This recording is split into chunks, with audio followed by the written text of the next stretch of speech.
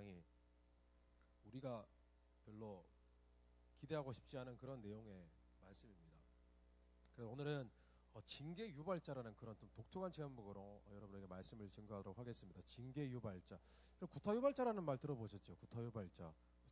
영화 제목도 그런 제목이 있었던 것 같은데, 구타 유발자. 유발자가 뭐죠? 어떤 일을 자꾸 촉구하는 사람, 그렇게 되게 만드는 사람. 구타 유발자는 자꾸 때려버리고 싶은 마음이 들게 만드는 사람. 그런 사람을 구타 유발자라 그러고. 그런데 징계 유발자. 무슨 의미인지 여러분 한번 오늘 말씀을 한번 들어보면서 여러분이 그 의미를 한번 생각해 보면 좋겠습니다. 오늘 사도행전 말씀에는 베드로도 아니고 바울도 아닌 성경에서 유명한 인물들이 아닌 그런 좀 독특한 인물을 한 사람 주목하고 있습니다. 그 사람 이름이 바로 헤롯이십니다. 헤롯 왕인데 제가 몇 주 전에도 그런 말씀을 드린 적이 있습니다. 헤롯 왕이 있어요. 성경에 나오는 헤롯 왕이 세 사람이 있는데 세 사람이 모두 다른 사람입니다.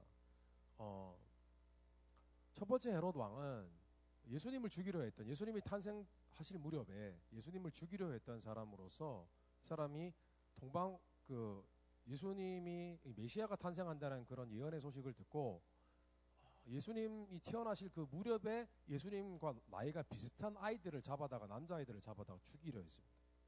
그 사람이 바로 헤롯인데 이 사람이 불렸던 이름이 헤롯 대왕입니다. 헤롯 대왕. 그 사람을 헤롯 the Great, 헤롯 대왕이라고 불렀습니다.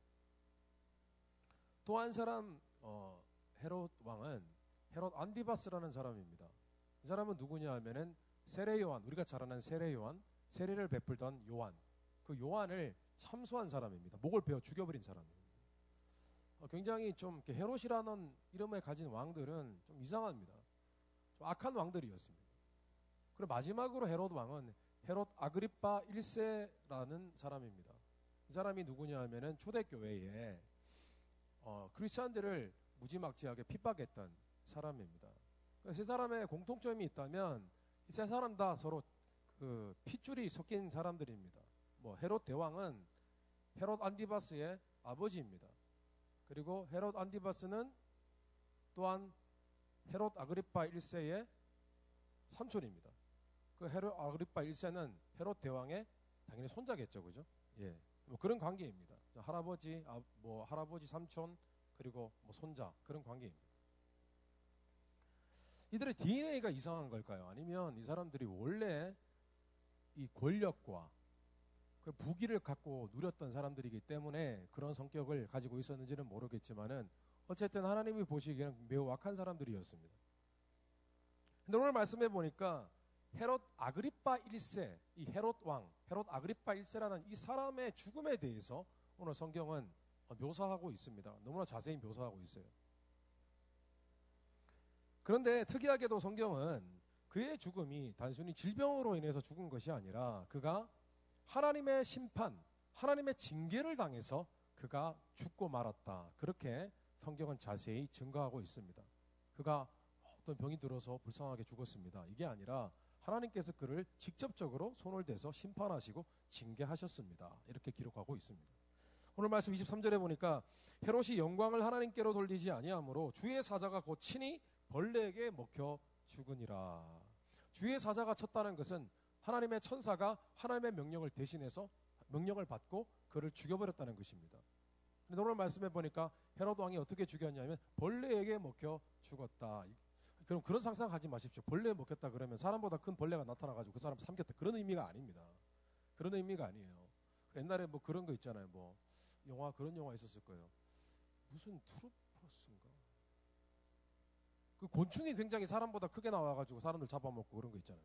우주 영화 얘기 그런 거 있었는데 그런 게 아니고 아마 성경학자들에 의하면은 헤롯 왕이 그 기생충에 감염되어서 죽었을 것이다 이렇게 생각합니다. 여러분 기생충 아시죠? 기생충.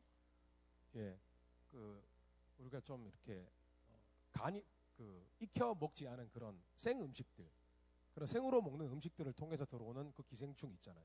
그 기생충 들어오면 이 안에 기생충이 생기고 장 안에 머물거나 아니면 이것이 심해지면은 장을 갉아먹기도 하고 이것이 더 심해지면은 뇌로 들어가서 뇌를 갉아먹기도 하고 그런 일들이 있습니다.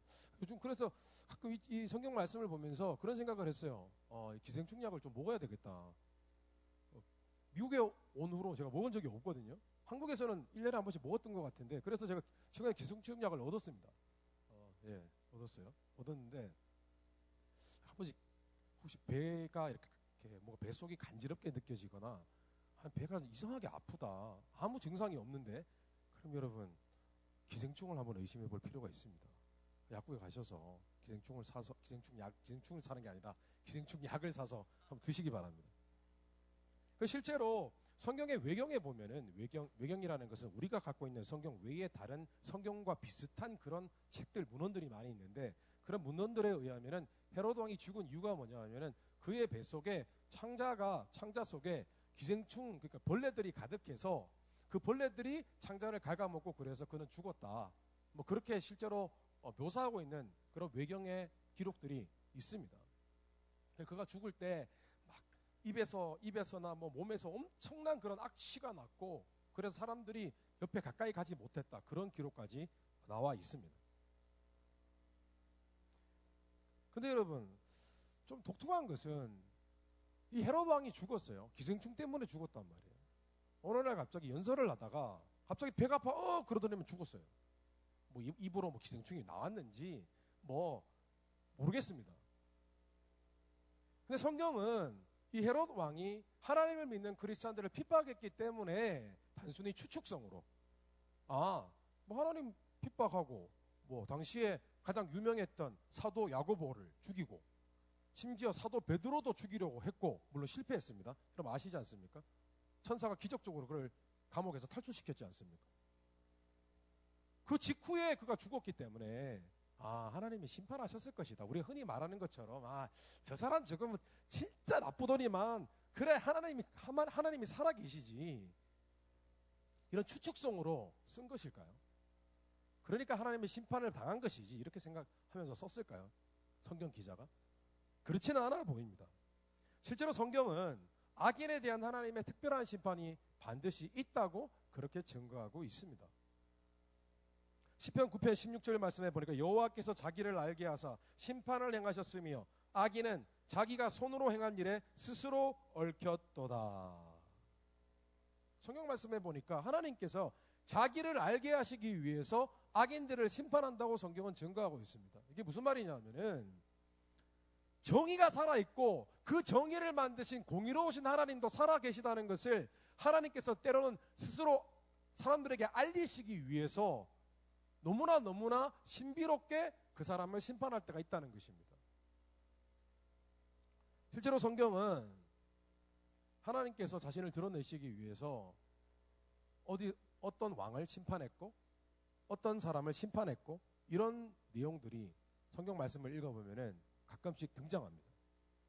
물론 그렇다고 하나님께서 뭐 범죄하기만 하면, 죄만 지으면, 악한 행위를 조금만 보이면 그냥 다 심판해 버리시고 그런 분은 아니십니다. 오히려 하나님은 오래 참으시고 그 사람이 빨리 회개하고 하나님께 돌아오기를 원하시는 분이십니다. 그런데 필요할 때는 하나님께서는 징계하고 심판하신다는 것입니다.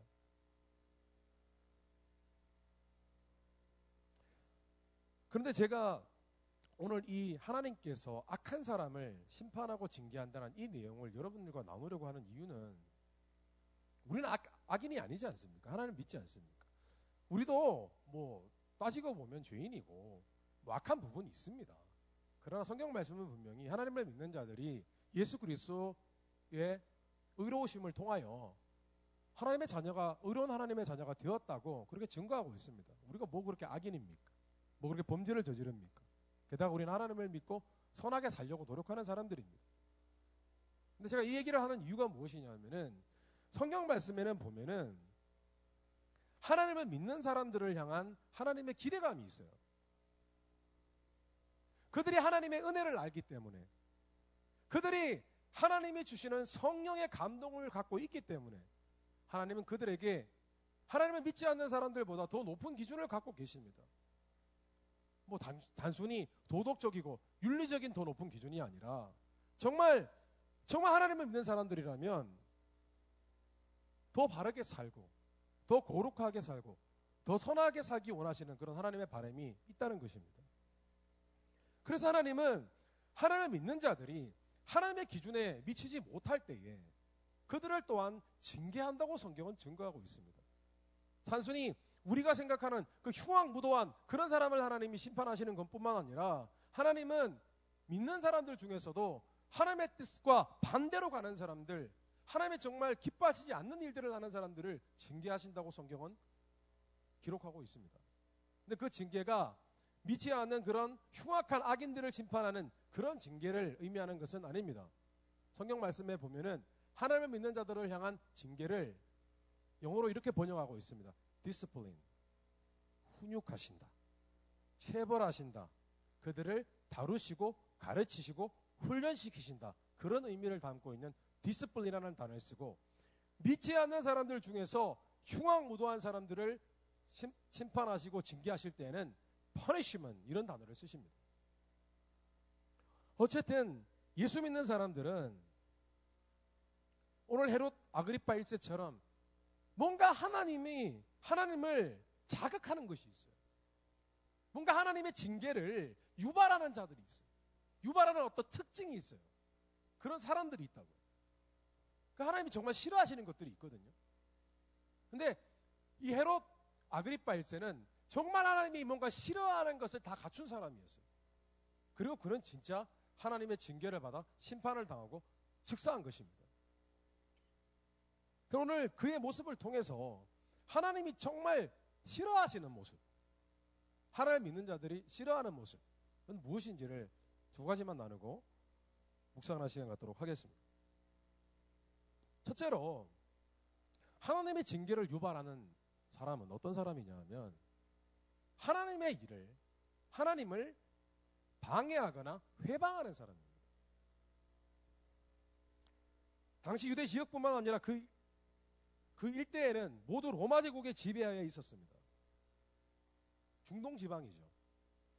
요단강을 둘러싼 이스라엘 백성들, 유대인들이 살았던 곳은 그 유다 지방은 로마 제국이 다스리고 있었습니다. 물론 당시에 거의 대부분의 땅들이 다 로마 제국에 의해서 점령당한 상태였습니다. 근데 로마 제국이 참 지혜로웠던 것이 뭐냐면 그들은 행정을 어떻게 다스렸냐 하면은 자신들의 원래 영토가 아니잖아요. 자신이 점령한 영토잖아요. 그 영토를 효과적으로 다스리기 위해서 총독을 보냈습니다. 각 지역마다 디스트릭을 나눠가지고 총독, 로마 제국에 속한 군인들을 보냈습니다. 그래서 그 지역을 관리하도록 했습니다. 근데 관리만 하고 세금만 거두면 지역 사람들이 반발하고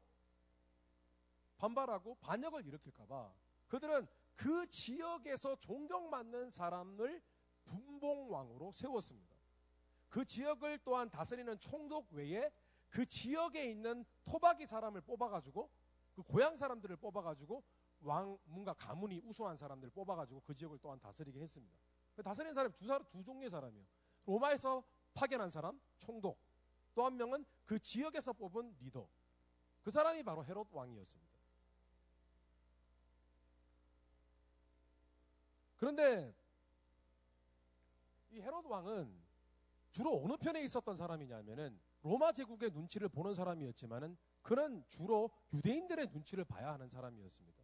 왜냐하면은 로마 제국에서 파송한 사람이 아니고 그 지역에서 뽑힌 왕이었기 때문에 그는 그 지역에 사는 유대인들, 이 유대인들의 눈치를 보고 유대인들의 또 우두머리인 종교 지도자들에게 잘 보여야 했습니다. 그래서 그가 종교 지도자들이 싫어하는 크리스찬들을 그가 대신 핍박했던 것입니다. 그가 크리스찬들을 싫어했던 이유는 그의 개인적인 어떤 종교적인 이유가 아니라 정치적인 이유 때문이었습니다. 그 사실은 큰 의도가 없어요. 크리스찬들이 뭐 되게 미워했다거나 그 사람들이 싫어했다거나 그 사람들과 원수지간이었다거나 그런 일이 아니었습니다. 그냥 정치적인 이유, 자신이 이익을 누리고 권력을 유지하기 위해서 그는 그저 종교 지도자들이 하자는 대로 따라했을 뿐입니다. 그런데 문제는 뭐냐면 그가 단순히 자신이 잘 먹고 살기 위해서 선택한 그 일이 나중에 돌이켜보니까 그것이 하나님을 방해하고 하나님을 회방하는 그런 일이었던 것입니다. 치명적인 일이죠. 여러분, 회방하다, 방해하다, 이 말은 좋은 의미라기보다는 그 자체의 의미로도 듣기에 굉장히 부정적인 의미를 담고 있는 그런 말입니다. 회방하다, 방해하다. 누가 누구를 방해했어요? 누가 이렇게 열심히 잘하고 있는데 회방했어요, 방해했어요. 그리고 좋은 의미가 아닙니다. 그래서 여러분 만약에 한번 상상해 보십시오. 우리가 다른 사람을 방해하거나 다른 일을 회방하는 것도 아니요. 하나님이 하시는 일, 하나님을 회방한다고 한번 생각해 보십시오. 소름 돋는 일 아닙니까? 머리가 쭈뼛쭈뼛 서고 피부에 소름 돋는 일 아닙니까? 나는 아무 생각 없이 했는데 알고 보니 하나님께 방해가 되고 하나님이 뭔가 하시려는 중요한 일인데 거기에 내가 방해가 되고 있는 것입니다. 굉장히 여러분 섬찟한 일입니다. 나는 정말 그냥 평범하게 살아가고 있는데 그냥 예를 들어서 뭐 반대했어요. 안 된다고. 근데 알고 보니 그게 하나님이 하시는 일이었어요. 섬찟한 일입니다.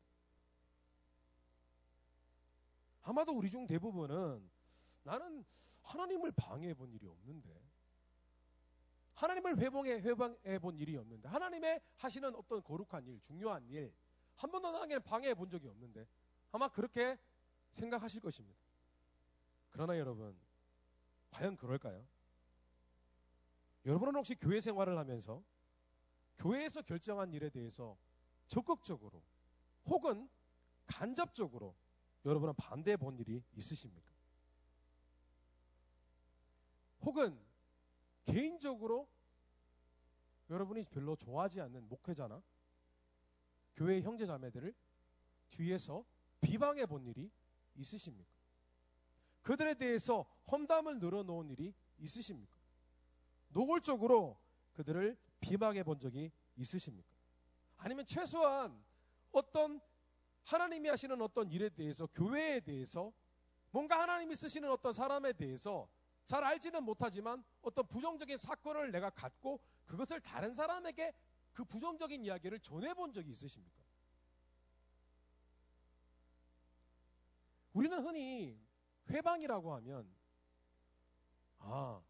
노골적으로 뭔가 하나님이 하시는 일에 딱 가가지고 못하게 하거나 막 방해를 놓거나 막 어려워진 일이 복잡해지게 하거나 뭐 그런 것으로 생각합니다.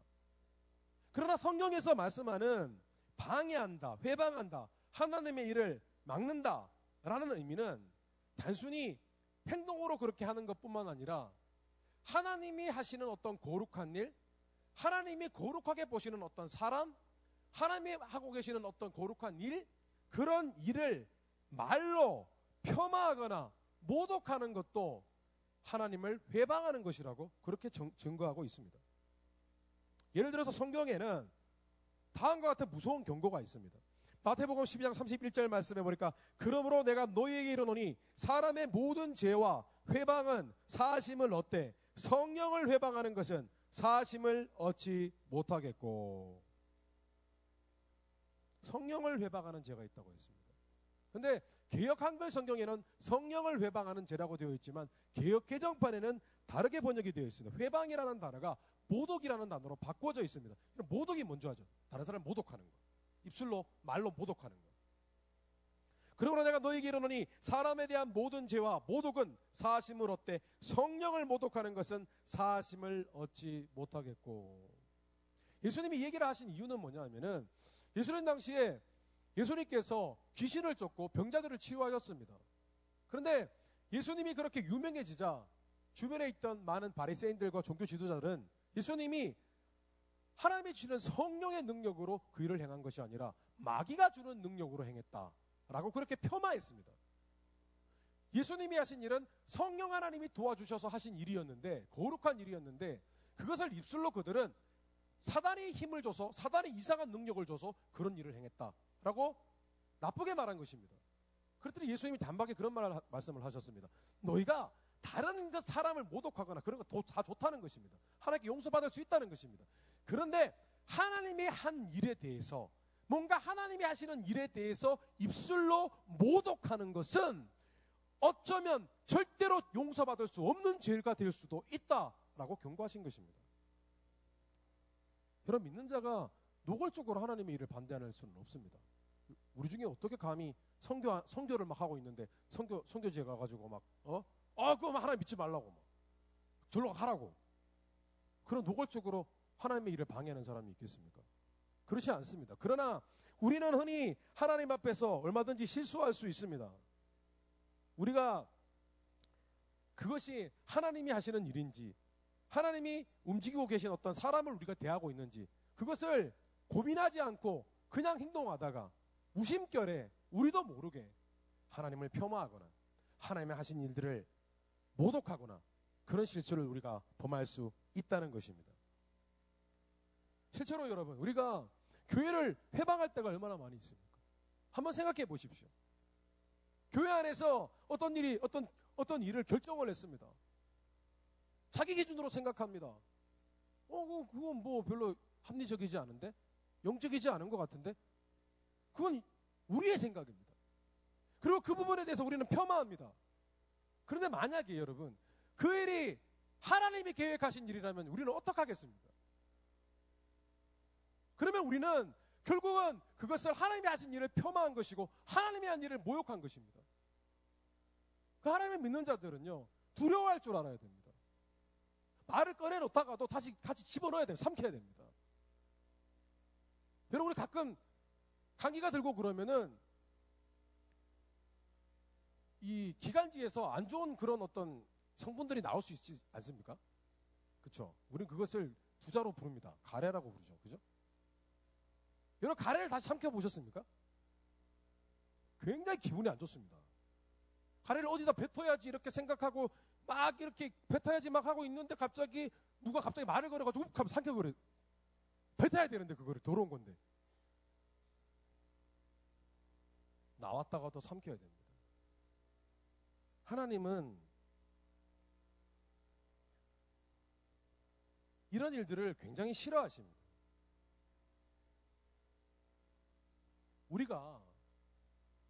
우리 중에서 교회를 너무나 열심히 잘 다닐 수 있고 신앙생활 열심히 잘하고 있을 수 있습니다. 너무나 열심히 잘 섬길 수 있습니다. 좋습니다. 누가 봐도 신앙생활 잘하는 사람입니다. 완벽하게 열심히 하는 사람입니다. 그런데 동시에 그는 하나님을 회방하는 사람일 수도 있습니다. 신앙생활 너무 잘하고 너무 잘 섬기는 사람인데 동시에 하나님을 회방하는 사람이 있어요. 저는 그런 사람들을 보았습니다. 교회에서 가장 잘 섬기는 사람입니다. 교회에서 가장 신앙생활 열심히 하는 사람입니다. 성경 말씀 열심히 읽는 사람입니다. 큐티하는 사람입니다. 그런데 가장 신앙생활 잘하는 듯이 보이는 사람인데 동시에 가장 하나님의 일에 딴지를 걸고 회방하는 사람이 있더라고요.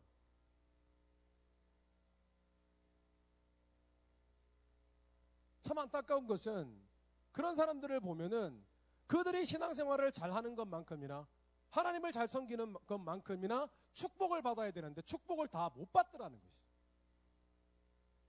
이상해요. 일이 잘 풀릴 것 같은데 안 풀려요.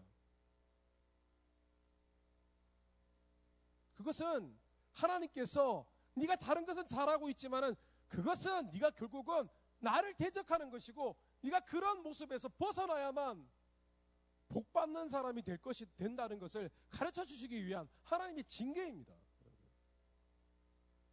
예수 믿는 사람은요, 고난을 겪습니다. 예수 믿는 사람은. 어려움을 겪습니다. 그러나 주구장창 힘들지는 않습니다.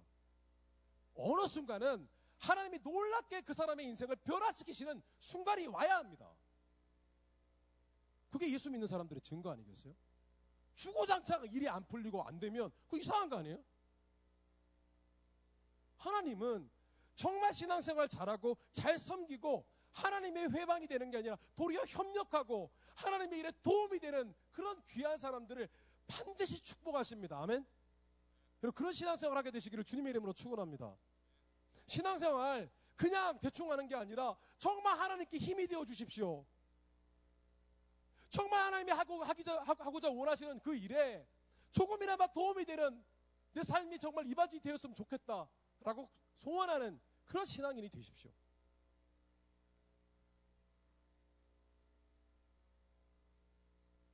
여러분은 결코 은연중에라도 모르는 중에라도 하나님을 회방하고 방해하고 하는 사람이 되지 않으시기를 주님의 이름으로 축원합니다. 뿐만 아니라 단순히 그렇다면 하나님의 일에 대해서 방관하고 무관심한 사람이면 괜찮습니까? 아니요. 하나님의 일에 적극 협조하는 사람이 되십시오. 적극 협조하고 협력하는 사람이 되십시오. 하나님이 뭔가 하나님이 하시는 좋은 일인 것 같은데 싶으면 여러분 그냥 아무런 질문 없이 그냥 적극적으로 가서 제가 좀 도와드리면 안 될까요? 제가 좀 하면 안 될까요? 제가 할게요. 라고 하는 그런 적극적인 협력자가 되십시오. 교회 안에서 목회자 저 참 부족합니다. 목사님 참 부족해요. 부족한데 참 저 목사님 그러면 목사님 참 부족한데 내가 뭘 도와드릴까? 교회 안에 리더들이 있습니다. 리더들이 리더한 지 처음 리더하는 분들도 있어요. 어색해요. 부족해요. 성경 공부하면 너도매요. 뭐 저래 리더가. 내가 뭘 도와줄 수 있을까? 팸 안에서 내가 도와줘서 팸 분위기를 좋게 할 수 있을까? 여러분 이렇게 생각할 수 있는 사람이 되어야 되지 않겠어요? 이것은 신앙생활의 기본일 뿐만 아니라 인생을 살아가는 데 있어서 기본입니다. 항상 반대자들이 있어요. 반대를 위한 반대를 하는 사람들이 있어요. 항상 무슨 일을 해도 적극적이지 않은 사람들이 있어요. 뭘 하면 왜? 이런 사람들이 있어요. 인생 안 풀려요. 잘 될 수가 없어요. 무슨 일을 하면은 왜 그렇게 해? 인생이 안 되게 돼 있다니까요. 안 풀리게 돼 있다니까요. 절대로 잘 될 수가 없어요, 인생이. 망한 인생이에요, 망한 인생. 그 예수 믿더라 안 믿더라 상관없어요. 망하게 돼 있어요. 하나님께서 어떤 사람을 세워주십니까? 여러분 혹시 입지전적인 사람 그런 말을 들어보셨습니까? 입지전적인 사람. 입지전적인 사람이 어떤 사람입니까? 배경도 없고 그럴 능력도 없어 보이는 그런 이상한 아주 평범한 사람인데 그런 사람이 놀라운 일을 해내요. 놀라운 위치에 올라가요. 여러분 사실 그런 일들은 자리 없는 일입니다. 그런데 하나님은 그런 일을 하시는 분이세요. 정말 아무런 보잘것 없는 사람, 별것 아닌 사람, 평범한 사람인데 그 사람을 높여들어서 사용하시는 분이 하나님이시래. 하나님 그런 걸 되게 좋아하세요. 왜냐? 그러면 하나님께서 영광 받으시기 때문에. 근데 입지전적인 사람을 만들어주시는 하나님이 주로 좋아하는 사람이 어떤 사람이냐면 그런 협력하는 사람입니다. 반대를 위한 반대를 하는 사람이 아니라 협력하고 도와주고 조력하는 사람, 뒤에서 끝까지 돕는 사람, 그게 맞다고 생각하면 좋은 일이라고 생각하면 끝까지 돕는 사람, 그런 사람을 결국은 1인자를 만들어주시는 것입니다. 그게 하나님의 일입니다.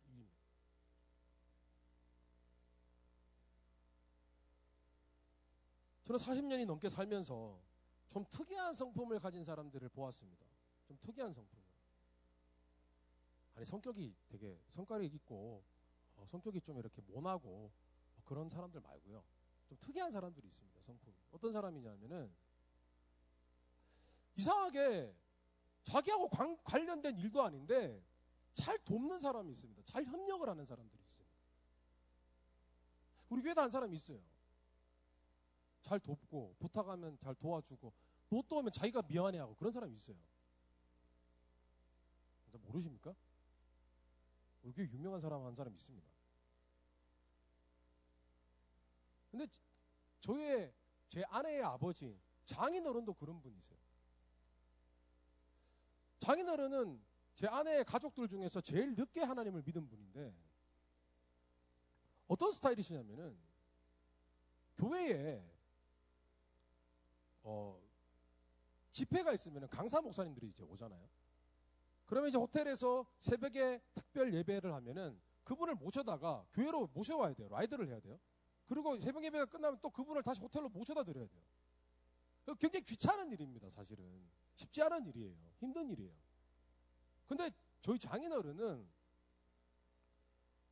장모님이 부탁을 했어요. 그 라이드를 좀 하시라고. 근데 장인어른이 하나님을 안 믿잖아요. 예수를 잘 안 믿잖아요. 교회 안 다니잖아요. 안 다니는데 목사님을 날라요. 그 얘기 듣고 이해가 안 되더라고요, 저는. 왜 이럴 수 있는 거잖아요. 아내가 우리 교회 다니는데 교회 목사님, 강사 목사님 이렇게 지금 일주일 동안 집회하는데 새벽마다 일어나가지고 도와달라 그러면 여러분 보통 사람 같으면 어떻게 얘기하겠습니까? 아 진짜 짜증나네 크리스찬들 뭐 하나님 믿지 않는 사람 교회 다니는 사람한테 그런 거 부탁하냐고.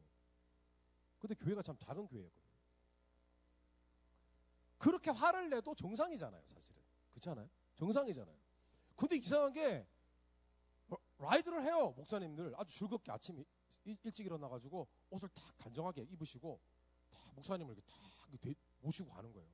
그걸 교회 갔다가 다시 데려다 드리고 갔다가 얼굴 하나 인상 찌푸리지 않고. 그 나중에는 교회 안에서 목사님이 교회 안 다니는 사람인데 교회 다니는 자기 성도들보다 더 좋아하는 거죠. 이상한 거죠, 그죠, 사실은. 여러분, 우리가 지금까지 어떤 사람이었는지 여러분 한번 생각해 보십시오. 내가 무슨 일을 하면은 정말 부정적이고 반대를 위한 반대를 하는 사람이었는지 아니면 나는 잘 협력하는 사람이고 좋게 얘기하는 사람이었는지 여러분 한번 따져 보십시오. 뿐만 아니라 내가 교회 안에서 신앙생활을 할 때도 정말 내가 하나님께 협력하는 사람이고 하나님 일에 도움이 되는 사람이었는지 아니면 하나님의 반대편에 서서 움직였던 사람인지 한번 생각해 보십시오. 나는 아무것도 안 하는 사람이었습니다. 정말 그럴까요? 아니요. 무관심도 부정적인 거예요. 무관심도 방해하는 거예요, 하나님. 무관심도요. 나는 하나님께 잘 협력하는 사람이었는지 늘 뒤에서 소곤소곤하는 사람이었는지 말없이 하나님께 정말 자신을 드리는 사람이었는지 지금까지는 여러분 잘 몰랐기 때문에 괜찮습니다. 그런데 앞으로는 이제 여러분이 이거를 알게 되었잖아요. 하나님이 이런 사람을 싫어하는 것을 알게 되셨잖아요. 하나님의 징계를 유발하는 사람인 줄 알게 되셨잖아요. 우리는 모든 일에 적극 협조하는 사람 뿐만 아니라 하나님을 은연중에라도 회방하지 않는 하나님께 협력해드리는 사람, 하나님을 도와드리는 사람, 하나님의 일에 적극 가담하는 사람, 그런 사람이 되시기를 주님 이름으로 축원합니다. 그래서 그런 자에게 하나님이 예비하신 축복을 다 받고 누리게 되시기를 주님 이름으로 축원합니다. 둘째로 하나님의 징계를 유발하는 사람은 교만한 사람입니다. 오늘 말씀을 가만히 보면 헤롯 아그리파 1세가 하나님의 심판을, 하나님의 징계를 받았던 그 근본적인 이유를 성경은 그가 교만했기 때문이라고 그렇게 증거하고 있습니다. 헤롯 아그리파 1세는 당시에 그 유대 지방과 가까이 있는 지중해와 가까이 붙어 있는 두로와 시돈 사람들과 굉장히 사이가 좋지를 않았습니다. 무슨 이유인지는 모르겠습니다. 두로와 시돈은 무역업으로 굉장히 유명한 그런 두 도시였는데 아마도 제 생각에는 돈 문제였던 것 같습니다. 돈 문제겠죠, 보통. 그런 권력자들의 다툼은. 돈 문제 때문에 서로 사이가 나빠졌는데 두로와 시돈 사람들이 무역업을 하려면 곡식을 들고 가야 되는데 곡식이 어디서 자랍니까? 내륙 지방에서 자라지 않습니까? 그 헤로드 왕이 그 곡식을 관장하고 있어요. 그러니까 이게 무역업이 안 되는 거예요. 그래서 도저히 안 되겠다 싶어가지고 작전을 짰습니다. 헤로드 왕의 신하를 잘 꼬셔가지고 우리가 한번 헤로드 왕을 한번 크게 한번 띄워줄 테니까 다시 우리 헤로드 왕과 다시 친분을 회복하고 우리 잘 지내보자. 그렇게 얘기를 했어요. 그 작전을 짰습니다. 그래서 큰 연회를 열고 헤로드 왕에게 연설을 해달라고 그렇게 부탁을 한 것입니다. 헤로드 왕이 나가서 막 멋지게 연설을 합니다. 막 연설을 하는데 두로와 시돈 이 무역업을 하는 사람들이 모여가지고 작전을 짰습니다. 야, 헤로드 왕이 연설을 시작하면 우리 전부 다 사람들 이렇게 웅성웅성거리게 해가지고 헤로드 왕을 높여주자. 아첨하자. 칭송하자. 이렇게 작전을 짰습니다. 그래서 헤로드 왕이 막 연설을 하는 순간 두로와 시돈 사람들이 막 사람들 부추겨가지고 와, 헤로드 왕의 목소리는 사람의 목소리가 아니요 신의 목소리구나. 막 이렇게 막 사람들이 막 난리를 쳤습니다. 그때 헤로드 왕이 갑자기 어깨가 으쓱해졌습니다. 막 으쓱해지고 역시 나는 대단한 사람이야 라고 생각했던 것 같습니다. 그런데 그 순간 죽었습니다. 성경은 그렇게 묘사하고 있어요. 참 황당합니다. 성경은 교만에 대해서 자주 경고하고 있습니다. 교만에 관한 많은 말씀들이 있는데 그 중에서 가장 심각한 말씀은 하나님께서 교만한 사람을 미워하신다고 나와 있습니다. 굉장히 무서운 말씀이죠. 교만한 사람을 미워하신대요. 그 교만한 사람이 하나님을 믿는 사람이든 믿지 않는 사람이든 상관없이 교만한 사람을 하나님이 미워한다고 되어 있습니다. 그럼 교만한 건 무엇인가? 교만한 것은 두 종류입니다. 성경에서는. 하나는 하나님의 뜻, 하나님의 말씀을 옳다는 것을 듣고서도 끝까지 자신의 고집을 피워서 자신의 생각을 버리지 않는, 듣지 않는 사람을 교만한 사람이라고. 또 하나 교만한 사람은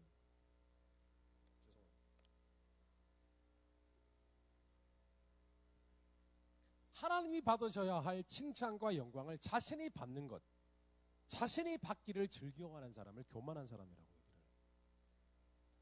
사람은 어릴 때부터 칭찬받는 거 좋아합니다. 인정받는 거 좋아합니다. 당연합니다. 칭찬이 있어야 그 사람이 잘합니다. 그 사람이 삶의 의욕을 갖습니다. 삶의 이유를 발견합니다. 그러나 나이가 어느 정도 차고 하나님을 믿는 신앙을 갖게 되어지면 그 사람은 그때부터는 인정받고 칭찬받는 것을 극히 경계해야 됩니다. 예수 믿는 사람들은. 많은 사람들이요, 인정받기 위해서 합니다. 연예인들이요, 왜 연예인을 합니까? 그 어려운 일을. 연예인 되기 굉장히 어렵습니다. 연극하기 어렵고, 드라마 찍기 어렵고, 가수하기 정말 어렵습니다. 유명해지기 위해서 하는 겁니다. 칭찬받기 위해서 하는 겁니다. 인정받기 위해서 하는 겁니다. 근데 그게 병이 되는 거죠. 근데 하나님이 제일 싫어하시는 것이 뭐냐 하면은 이 모든 것을 하나님이 하셔버렸기 때문에 하나님은 결국에 칭찬받고 인정받고 영광을 받는 것은 오직 하나님이어야 된다고 생각하는 분이십니다. 그것은 하나님이 이기적이라서 그런 게 아니에요. 하나님은 영광을 받기 위해서 존재하시는 분이십니다. 아멘? 그게 성경적이에요. 그래서 우리에게 은혜를 베푸시는 거예요. 그래서 하나님이 우리에게 복을 주시는 이유는 한 가지입니다.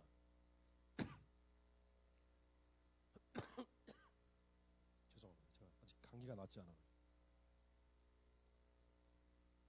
우리가 하나님의 주시는 복을 받고 잘 되면 우리의 입에서 그렇게 만들어주신 하나님께 영광을 돌리게 하신 거예요. 우리를 하나님이 창조하신 이유 다른 이유 아닙니다.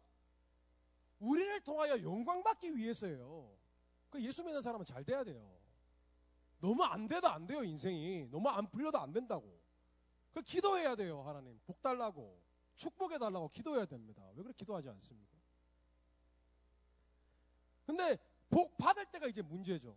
사람이 성공의 대로를 걷고 있잖아요. 걷고 있으면 이상하게 자신이 잘한 것만 같습니다.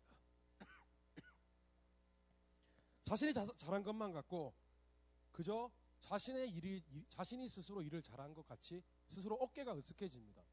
그러다 보면 주위의 사람들이 보입니다. 내가 참 잘한 것 같습니다. 그리고 주위에 있는 사람들 중에서 나만큼의 능력을 갖고 있지 않은 사람들을 보면은 굉장히 우스워 보입니다. 그리고 이런 생각이 듭니다. 참 이렇게 부족한 사람들 많네. 참 왜 저렇게 쟤 못하지? 이미 교만한 겁니다, 여러분. 예전에 우리 YG 청년들 가운데 그렇게 고백하는 청년을 보았습니다. 자기가 막 교회를 섬기는데 열심히 섬겨요. 잘 섬겨요. 인정받고 막 섬기는데 섬겨보니까 자기만큼 못 섬기더라는 거예요. 다른 사람들이. 자기만큼 열심히 안 하더라는 거예요. 왜 쟤는 그거 못하지? 왜 쟤는 못하지? 교만한 거예요. 아주 교만해진 거죠. 그런데 여러분, 예수 믿는 사람들은요, 이런 마음조차 드는 것을 아주 경계해야 됩니다. 하나님은 무엇을 감찰하는 분이십니까? 하나님을 믿는 자들의 마음을 감찰하시는 분이십니다. 하나님 우리 마음 다 알고 계세요. 우리 마음이 얼마나 겸손한지, 얼마나 하나님께만 영광을 돌리고 있는지, 아니면 겉으로는 겸손한 척하면서 속으로는 자기의 성공과 자기의 능력을 과신하는 사람인지 하나님만은 알고 계십니다. 근데 하나님이 언젠가는 그 교만한 사람이 있으면 반드시 그 교만을 꺾으십니다. 왜냐하면 그걸 꺾어야 그가 하나님을 제대로 믿기 때문에 하나님은 반드시 징계하십니다. 여러분, 가만두지 않으십니다. 매우 싫어하십니다. 여러분, 하나님을 믿는 사람들은 성공 가도를 걷는 순간에도 칭찬받고 인정받는 것을 당연시하지 않는 겸손함을 가져야 돼요. 정말 어떤 사람이 나를 너무 과도하게 칭찬하잖아요. 정색해야 됩니다. 진짜입니다. 내 별거 아닌데 네가 뭘 그렇게 칭찬하냐고. 화내야 된다니까요. 마귀야 물러가라. 네가 나를 교만케 하는도다 라고 해야 됩니다. 진짜입니다. 여러분, 칭찬받는 거 즐겨하지 마십시오. 하나님 그런 거 되게 싫어합니다. 야, 내가 영광 받아야 되는데? 내가. 그리고 하나님이 겸손한 자를 칭찬하십니다. 근데 하나님이 칭찬하시는 것은 좀 달라요. 우리를 세워주는 칭찬이 아니라 하나님의 칭찬은 사랑이 녹아있기 때문에 우리가 교만해질 수 없습니다. 그리고 항상 그래야 됩니다. 무슨 일을 하든지 간에, 무슨 성공을 거두든지 간에, 여러분이 승진을 하든지 간에 상관없습니다. 무조건 하나님이 하셨습니다 라고 고백해야 됩니다. 모든 것을 하나님이 하셨습니다. 여러분이 공부를 해서 모든 것 합격하고 라이센스를 따고 다 해도, 여러분 밤을 3일 밤낮 일주일에 샜어도 여러분 어떤 일을 성취해냈을 때는 모든 것을 하나님께 영광을 돌려야 합니다. 그게 여러분의 예수 믿는 자들의 삶이 되어야 되고 습관이 되어야 됩니다. 내가 한 것이 아니라고 해야 됩니다. 절대로 내가 한 것이 아니라고 해야 됩니다. 절대로 내가 잘한 것이 없다고 얘기해야 됩니다. 그런 자를 하나님께서 기뻐하십니다. 그런 자를 하나님이 도리어 고마워하십니다. 그러십니다. 너도 잘했잖니. 너도 열심히 했잖니. 알아. 라고 하십니다. 우리 하나님 자신을 높이고 인정하는 실수 중에 하나가 이런 실수가 있습니다. 나는 하나님께서 지금까지 지켜주셔서 한 번도 시험에서 떨어져 본 적이 없어. 그런 사람도 있더라고요. 시험에서 떨어져 본 적이 없는 사람이 있더라고요. 근데 여러분 가만히 들어보십시오. 이게 하나님을 높이는 것인지 자기를 높이는 것인지. 뭔가 깔려있지 않습니까? 심지어 이런 사람도 저는 봤습니다. 나는 기도하면 하나님 잘 들어주셔. 기도를 잘 들어주시는 하나님을 높이는 것인지, 기도를 잘 받는 나를 높이는 것인지 헷갈릴 때가 굉장히 많이 있습니다. 이상합니다. 무엇이든 잘된 것은 하나님께 영광을 돌리십시오. 나는 아무것도 한 것이 없다고 고백하십시오. 여러분 인생에서 여러분이 누리는 복을 여러분은 자신을 높이는 데 사용하지 말고 그 복을 주신 하나님을 높이는 데 사용하게 되시기를 주님의 이름으로 축원합니다. 하나님께 영광을 돌리게 되시기를 주님의 이름으로 축원합니다. 시편 115편 1절에 시편 기자가 이런 고백을 합니다. 여호와여 영광을 우리에게 돌리지 마옵소서. 우리에게 돌리지 마옵소서. 오직 주는 인자하시고 진실하심으로 주의 이름에만 영광을 돌리소서. 여러분 이런 모든 칭찬과 인정의 고백이 주님을 향하는, 하나님을 향하는 그런 삶을 살게 되시기를 주님 이름으로 축원합니다. 말씀을 정리하겠습니다. 여러분 헤롯 대왕, 헤롯 아그리파 1세 악한 왕이었습니다. 그런데 그가 그 사람도 하나님을 믿는 사람이었습니다. 참고로 그가 뭐가 그렇게 악하고 하나님이 심판하셨을까요? 근데 그는 참 안타깝게도 하나님이 지극히 싫어하는 모습을 다 갖고 있었습니다. 그럼 예수 믿는 사람 그런 실수할 수 있습니다. 이런 두 가지만 기억하십시오. 절대로 하나님께 등을 돌린 사람, 반대로 가는 사람 되지 마십시오.